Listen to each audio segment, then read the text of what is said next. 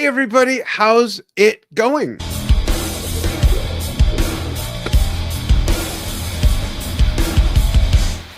Well, it's going like that because we have Russell Gilbrook here from, gosh, not only Uriah Heep, but and Uriah Heep itself, has its own sort of I don't mean this in a negative way, but because the music is so good, because that has helped it endure live, I'll say live longevity, even though there's been studio albums, what I mean is the band's still alive and doing stuff.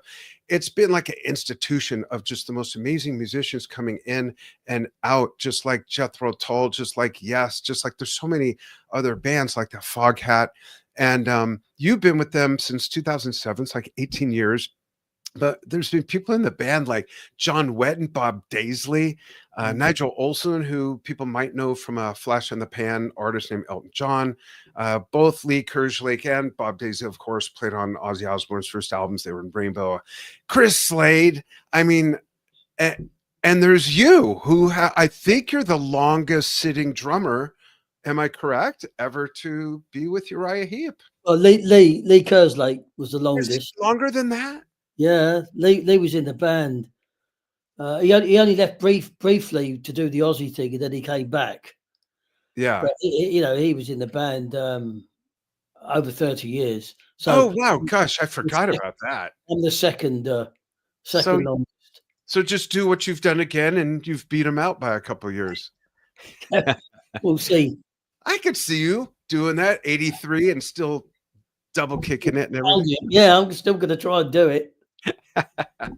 So before we started, and well, I got to tell everybody this, folks. So we're going to be live on Facebook and YouTube for about the first 15-20 minutes, interview style. And then for members only, and you can become a member really easily. It's so easy. A drummer can do it. It's so inexpensive. A bass player's girlfriend can do it. Okay. So it's not just for drummers. It's for all music fans. There's a lot of fun stuff. But if you're a member, you get to join us in the 3D environment. And for the rest of the show, after the live part here, ask Russell pretty much anything you want. Yeah. So join us and have some fun. You can also just get a gig pass for today's show if you want. But we were talking earlier before we went live about festival season starting to roll out. You named a bunch of amazing destinations. Fire those off and then do your best to tell us a couple of your favorite destinations out of those and why. Like, is it the venue? Is it the people? Is it the food? Is it and let's just even the playing field so no one gets hurt. The people are all amazing everywhere, right? Oh, they are. Put that out there. Okay. So what does that tour look like for you with the festivals, and what are 2 or 3 of your favorite destinations? Well, I mean, yeah, every year we do European festivals. The season starts in June for us and finishes in August, so we always end up doing a good 20 to 30 festivals, and they range from like Sweden, Norway, Austria, Czech Republic, Romania, Estonia, Lithuania, Holland, Switzerland. I mean, literally covering such a wide span of Europe. And to be honest, the Greeks go a bit nutty, and the Italians go a bit nutty, a little bit more nutty than some other countries. Brazil, we haven't really done festivals as such. When we go to Brazil, we've done some outdoor shows that are probably like festivals, if you like. And that's the biggest one we played was Sao Paulo, and it was 6 kilometers deep, 120,000 people.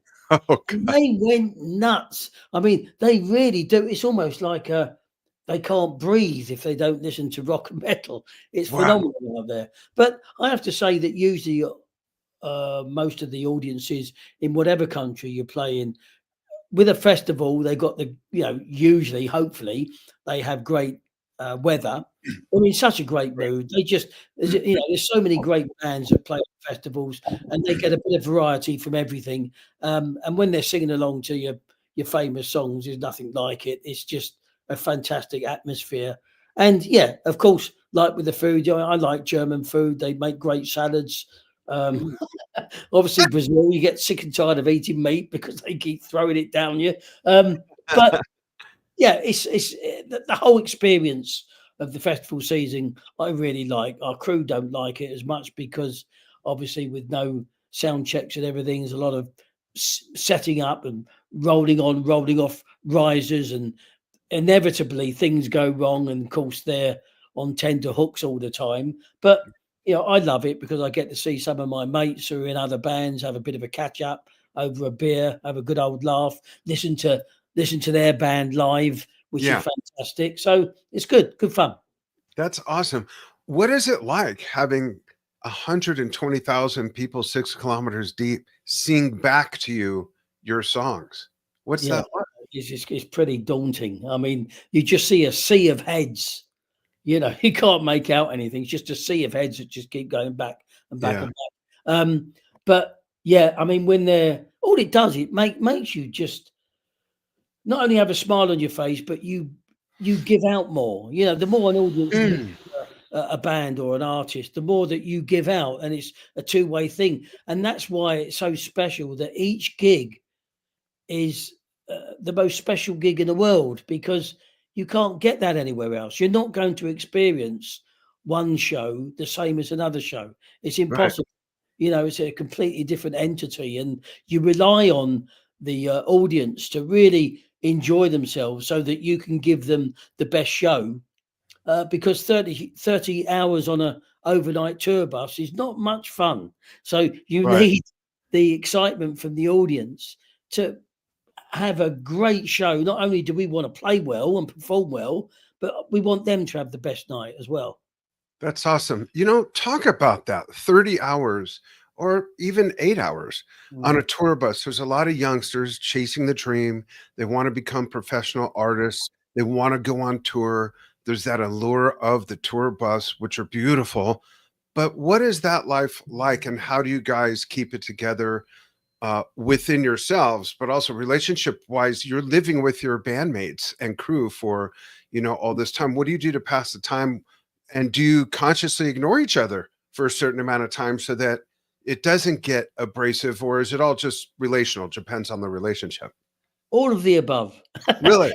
Yeah. I mean, we did 2019. We did a fantastic tour with Judas Priest, all arenas, 25,000 people a night across America. 10 weeks it was, 52 shows, and you know, the bus is $1,000 a day, and we had trucks as well.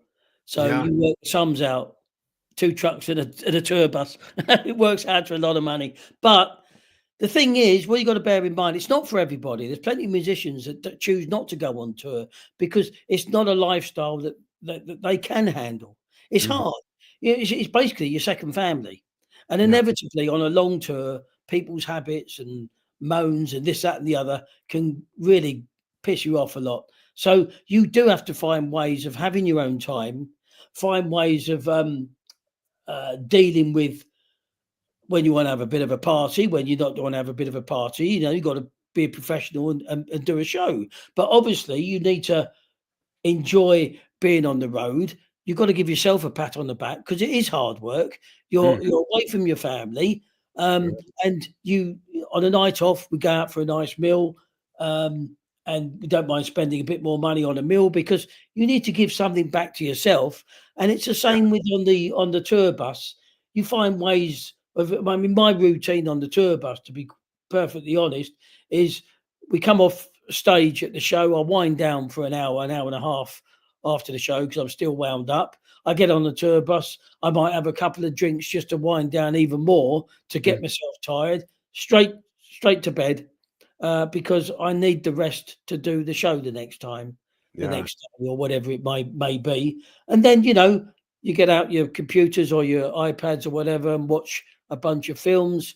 Um, if we arrive at the next town early, I like getting up early, getting a quick shower in, everything, and then go out and investigate a new town, an exciting town. Um, and because we haven't got to be back till sound check time.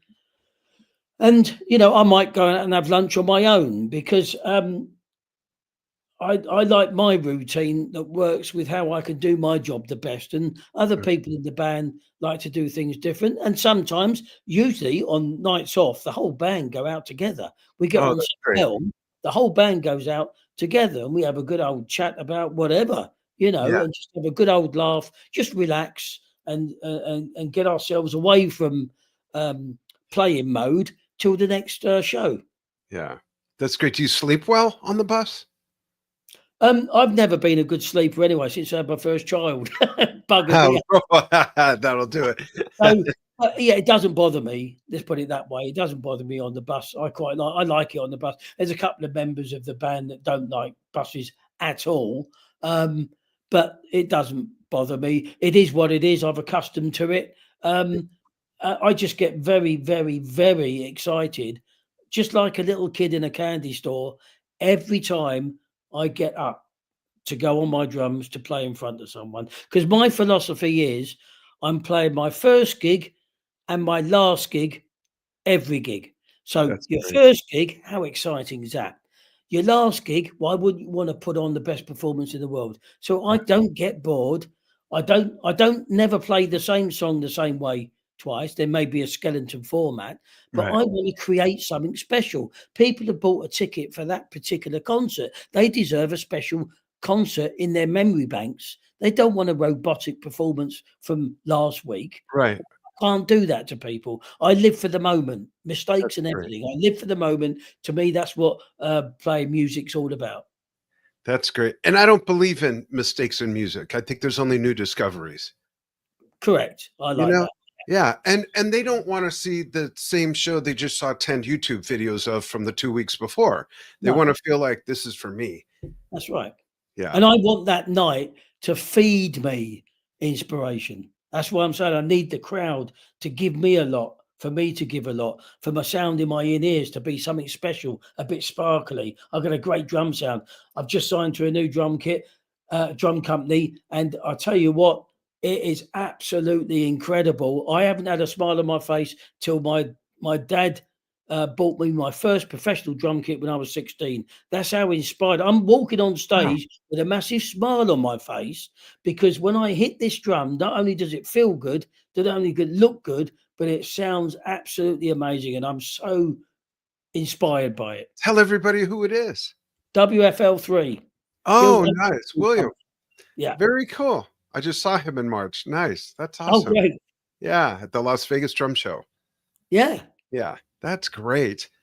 You mentioned before we went live that you got some clinics coming up. Talk about where people can find you if they're gonna be near where you're playing your clinics, but also what would people expect to see and learn at one of your clinics?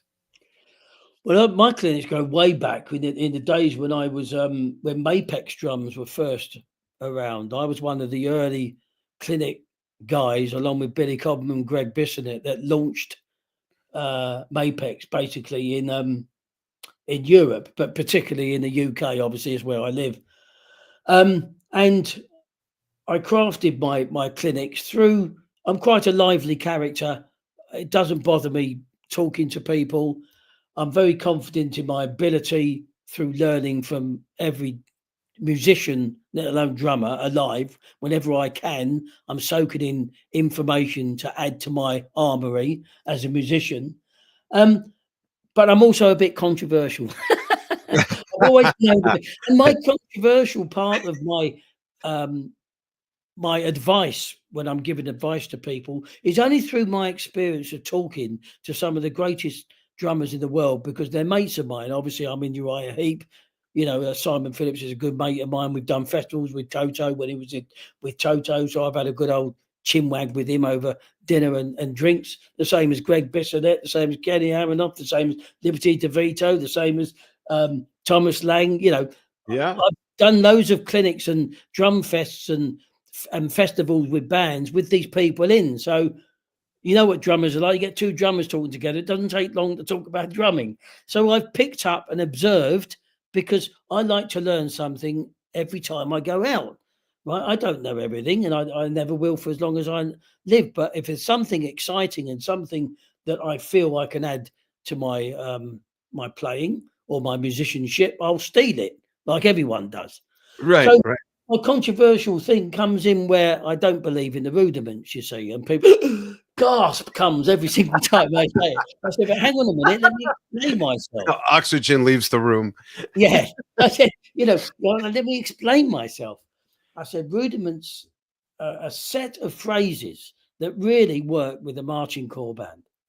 I said, and if you look and study the rudiments properly, you'll realize that basically they are only a combination of two rudiments, which is the singles and doubles. So obviously you've got a 5-stroke roll, 2 doubles and a single. You've got a paradiddle, 2 singles and a double. You've got a flam, a quiet single and a loud single. So Yeah. it suddenly occurred to me when I was about 22, hang on a minute, I'm learning. Back then it was the what was it? The 20, is it 27 American? Yeah. Yes. Then there's Yeah. 40 now, I believe. Yeah, I know. They keep coming up with more patterns for singles and doubles. Yeah, exactly. Well, exactly right. So I suddenly thought, well, hang on a minute. If I get my singles and my doubles really good, then it's going to make life a lot easier learning the phrase of which these two are in. So Mhm. I never play the other 38, if you want to call it that, or the other 25. Right. Because my doubles and my singles, I got really, really good. It was easy for me to play a 5-stroke roll, a 15-stroke roll, whatever it was. Obviously, you learn the length of it, but what I'm basically saying is Yeah. the actual application of a single and a double stroke was very, very, very easy for me. So I sort of, let's put it this way, I trimmed down what I felt was a priority in my practice. That if I could practice half hour on singles and half hour on doubles, I would get a lot better with all the rudiments than if I did 10 minutes on each one, because by the time you get through 27 of them, that's a few hours there. Yeah. Yeah. Exactly. So, and again with the grip, I'm not a big fussy person on the grip. I just feel that if your wrists are loose, to me, you've got to have soft wrists. I've never seen a fantastic drummer, a great drummer, that doesn't have soft wrists. So Agreed. Yeah. that you don't not great Yeah. drummers like that. So you have Yeah. a soft wrists, and when you Uh, have a soft wrist and you do an accent, you're half doing the molar. So I don't see. Molar's not something I do either. You see. yeah. Same. Um, Yeah. and it's efficiency of movement. Now, any great drummer is going to have movement. You can't play a loud beat and a controlled beat or play fast without movement. You Right. can't play like this. So Right. it will feed itself in naturally. So all I did is I felt like if you take out that little bit of what I considered panic for most drummers. You've got 40 rudiments, blimey, then I've got to learn this movement, flipping hell. Then I've got Yeah. to All of a introduce. sudden, it's a burden.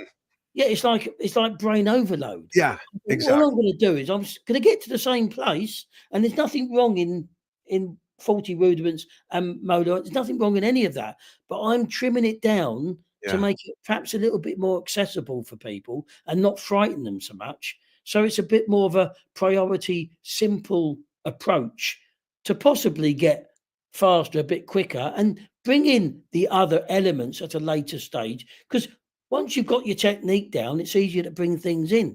Yeah. You've And, still got problem here, right. and you're still on rudiment 21, and there's still a problem, and you're still trying to get to 40. You've got a problem all the way through. Yeah. Because it's not the rudiment that's going to cure it. It's a technique. It's Exactly. And like when books. you're I talk about books, right? I right. say books are a waste of time. I said, I'll tell you why, shall I? Because if your technique's no good, reading a book, playing with not very good technique, the book's not going to help your technique get better, is it? Right. The book is information. If your technique's great, now you've got more information. That's good. But a Yeah. book doesn't magic your technique up. If your technique's no good, page 7 of stick control is still going to sound rubbish. Where are your clinics and when? I've got, I've just been speaking to the guy today. There should be one in Bristol, which is the west part of England, and one in Stevenage. Mhm. And it's involving a good buddy of mine who's one of the only really good teaching. He's blind. He's a blind drummer, and he teaches. Obviously, doesn't teach just blind people, but he's got this fantastic new concept that he Wow. set up where he can engage and converse with people in a much better way, being blind as a teacher. Wow. And he's wanted me to be involved for quite a while. He's quite a fan of mine. So we finally managed to sort out these couple of clinics. So Great. he's going to do his thing. I shall do my thing. And obviously my backing tracks as well aren't in 13/8 fusion jazz stuff either. I like to Right. I've got Perry Mason by Ozzy Osbourne, because I demonstrate a 12/8 groove with a tricky hi-hat part that is trying to explain to That's people cool. how I bring that in. And then I've got some Uriah Heep songs, because again, the classic Easy Living is a double-handed, bit like a Texas shuffle with not such a strong backbeat. And Yeah. you'll be surprised the amount of drummers, because they've got a weak hand, they can't do a double-handed shuffle. And it's not that fast, but when you're playing it for 3.5 minutes, if you've got a weak hand, you find out what you need to practice, which is basically the double stroke. Now, Yeah. should I give you a Russell Gilbrook golden secret Absolutely. for all your subscribers and everything? This is a golden secret. When you play a double stroke, this is for people, because I've got very, very wide and very loud double strokes, because my technique's slightly different to most people. If you play a double stroke and concentrate on how your technique's working on the double stroke with your wrists, and then play a shuffle, right, which is Yeah. a double stroke, but play a shuffle, there should be a difference in your technique. You should be able to feel a difference in playing a double to a shuffle stroke. Now, Absolutely. Yeah. the secret of widening the two beats so the articulation will be better and stronger, for both the beats to be very loud and not having a dominant first beat, and to get power out of it, is you should play your doubles as a shuffle strokes. And that's what Oh, I do. I gotta try that. You've got to try it. So Yeah. again, if you play a double and feel how you do it, then play a shuffle and feel that there should be a change in the way in which you apply the technique. Yeah. But it's the shuffle technique that will widen your two beats, make them more even, and certainly get a hell of a lot of power out of it. That's awesome. Thank you. I love that. I love that. Drummers, try that and send in a video. Show us Yeah. what you got. Yeah, I'll do that.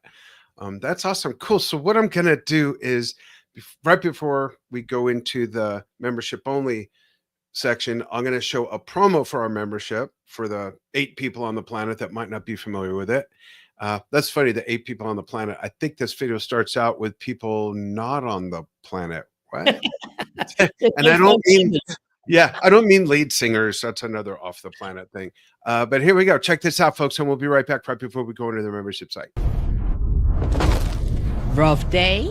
Get away from the craziness and come take a fun break. Join the Drum Talk TV Brilliance membership site, an online virtual playground for all types of music fans. With your free club level membership, you get access to twice a month music themed game shows with a chance to win prizes. Access to the first 100 viral drumming and music videos you won't believe your eyes and ears. A library of over 100 fun fact segments to hear artists say what they love to do outside of their music careers. A place for drummers to post videos playing to their favorite music where it won't get muted or pulled. Join the Drum Talk TV Brilliance free membership at www.drumtalktvbrilliance.com. There you go, folks. It's easy. I love that spaceship. So, folks, we're going to go into the membership site where you can ask the questions. I'll moderate. I'll also got a couple other questions up my sleeve I've never asked you, and we'll see who jumps in. So, folks, thank you so much. If you're watching on the archive and you missed this, if you're a member, the Q&A part with fans archives as well in our membership site. If you're watching it on the archive and you're not a member, go to drumtalktvbrilliance.com, just like in the little ticker down there, and you'll be able to see our show schedule of everything that we do. Lots of fun. It's all there for you, and we'd love for you to join us. So I'm just going to disconnect from a couple channels,